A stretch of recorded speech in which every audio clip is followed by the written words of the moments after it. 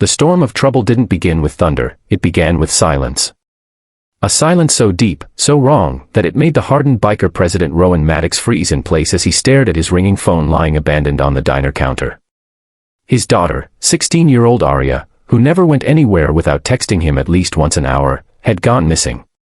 Her backpack was found tossed near an alley, and the security camera showed her being pulled into a van by a man whose face Rowan swore he would never forget. In that moment, as he stood under the harsh midday sun pouring through the diner windows, Rowan felt something inside him snap, not with rage, but with terror. The kind of terror only a father knows. Before we continue, if you believe in kindness, second chances, and standing up for what's right, make sure to like, comment, share, and subscribe to Kindness Corner. It truly helps keep stories like this alive. Rowan Maddox was no ordinary father. He was the president of the Iron Reapers Motorcycle Club, a group feared on the highways but deeply respected in their community for protecting the vulnerable. Despite his intimidating tattoos and battle-worn leather vest, Rowan was known for his compassion, especially when it came to his only child. Aria had been the bright thread weaving hope into his rough life. She loved photography, stray dogs, and riding on the back of her father's bike during early morning sunrises. She softened him. She changed him. And now she was gone. The kidnapper's name surfaced within an hour, a drug dealer named Kieran Vale, a small-time menace with a dangerous streak. He had recently been chased out of the Iron Reapers territory for selling to minors, and Rowan had personally warned him never to return. But vengeance comes in many shapes, and Kieran found the one way to strike Rowan where it hurt most. He kidnapped Aria in broad daylight. The sun was high, filtering through the clouds and casting long shadows across the abandoned industrial district as Rowan and his men prepared for what lay ahead. Their boots echoed against the concrete ground, their leather vests creaking as they moved with purpose. Rowan's heart pounded loudly in his ears, but on the outside, he was stone, a silent storm waiting to break. Every step he took carried the weight of his guilt. He had been so busy protecting the town, he forgot that danger could strike from the shadows closest to home. As they approached the warehouse where Kieran was hiding, Rowan's thoughts spiraled. He remembered holding Aria when she was born, a tiny bundle with a soft cry that melted his hardened heart. He remembered teaching her how to ride her first bike, not a motorcycle, but a little pink bicycle with streamers on the handlebars.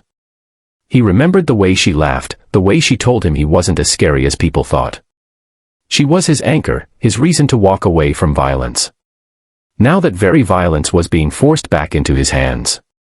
Inside the warehouse, the sun streamed through broken windows, illuminating floating dust in golden beams that cut across the room like prison bars. Kieran stood at the center with a smirk on his bruised face, his arrogance barely masking the fear in his eyes.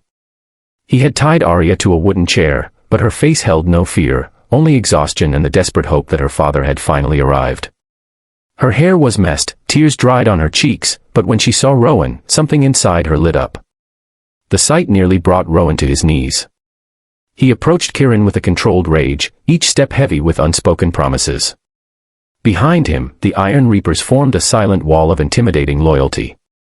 Rowan's voice was calm, even gentle, but it carried a weight that made Kieran's confidence crumble.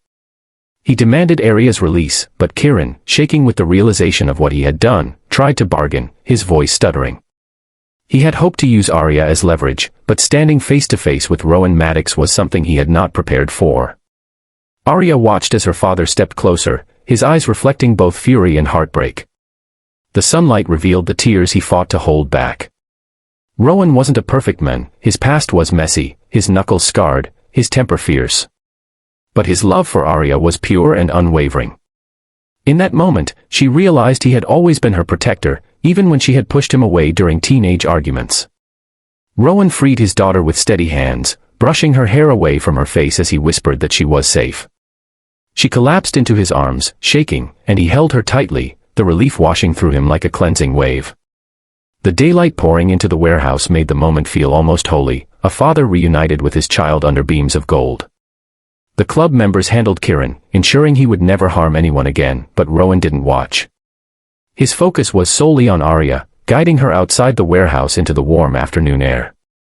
The sunlight kissed her face, and she closed her eyes, breathing in freedom as if it were the first time. Rowan crouched before her, brushing dirt from her hands, apologizing through trembling breaths. Arya placed her hand on his cheek and told him it wasn't his fault. For the first time in a long while, Rowan let himself feel the fear, the relief, the overwhelming gratitude that his daughter was alive. As they stood by the motorcycles, the world felt strangely quiet. Arya leaned into her father's side, and Rowan wrapped an arm around her, holding on as if letting go might make her disappear. The other bikers watched with softened expressions, the camaraderie and loyalty among them stronger than words. They had shown up for Rowan not because he was their president, but because he was their brother, because Arya was family. The bright afternoon sun cast a warm glow over them, turning their leather vests into silhouettes against the light. Rowan helped Arya onto his bike, adjusting her helmet with gentle hands. As the engine roared to life, she wrapped her arms around him, resting her head against his back. It felt like coming home. What the bikers did that day wasn't about revenge, it was about love, loyalty, and protecting the innocent.